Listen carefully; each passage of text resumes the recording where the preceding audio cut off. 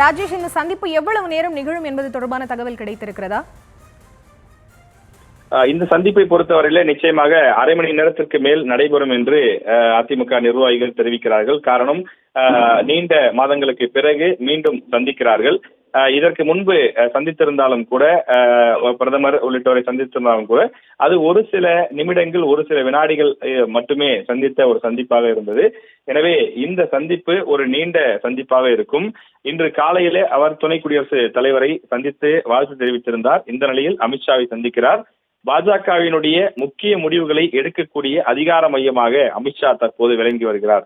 எனவே 2026 சட்டமன்ற தேர்தலில் எத்தனை தொகுதிகளில் போட்டியிடுவது, பாஜகவிற்கு எத்தனை தொகுதிகளை கொடுப்பது, அதே போல பாஜகவில் யாரெல்லாம் அதிமுக கூட்டணியிலே பிரச்சனை செய்யக்கூடிய நபர்களாக இருக்கிறார்கள், யார் யாரெல்லாம் தொடர்ந்து முட்டுக்கட்டை போடக்கூடிய நபர்களாக இருக்கிறார்கள், இந்த கூட்டணியினுடைய அந்த இணைவிற்கு களத்தில் இந்த கூட்டணி இணைந்து பணியாற்றுவதற்கு தடையாக இருப்பது யார் என்பது குறித்தெல்லாம் இந்த சந்திப்பிலே பேசப்படும் என்று எதிர்பார்க்கப்படுகின்றது.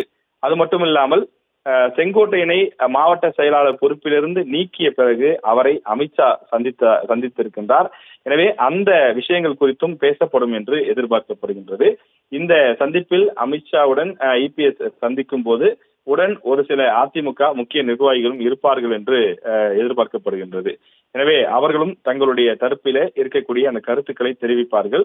இந்த சந்திப்பினுடைய சுருக்கமான கருத்து என்னவென்று சொன்னால், இருவரும் பழைய மனக்கசப்புகளை மறந்தும், அதே போல இரண்டு தரப்பிலும் இருக்கக்கூடிய தடைகளை தகர்த்தும் இணைந்து செயல்பட வேண்டிய கட்டாயம் ஏற்பட்டிருக்கின்றது. இபிஎஸ் அவர்களும் இதற்கு முன்பு எப்போதும் இல்லாத அளவுக்கு பாஜகவை வானளவு உயர்த்தி அவர் பேசியிருக்கின்றார். ஒருபடி மேலே சென்று 2017 ஆட்சி தொடர்ந்து நடந்ததற்கும் கட்சியில் ஏற்பட்ட பல்வேறு பிளவுகளின் போதும் காப்பாற்றி கொடுத்ததே மத்திய பாஜக அரசுதான் என்று அவரே தன் வாயால் முதல் முறையாக வெளிப்படையாக சொல்லி இருக்கின்றார்.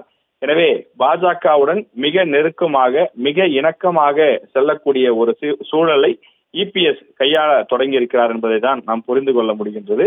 எனவே இந்த திடீர் கூடுதல் இணக்கத்திற்கு என்ன காரணம் என்பதெல்லாம் நமக்கு இன்னும் நாட்கள் போக போகத்தான் தெரிய வரும். இந்த சந்திப்பு அரசியல் ரீதியாக, குறிப்பாக 2026 தமிழக சட்டமன்ற தேர்தல் ரீதியாக மிக முக்கியத்துவம் வாய்ந்த ஒன்றாக பார்க்கப்படுகிறது. விவரங்களை வழங்கியமைக்கு நன்றி ராஜேஷ்.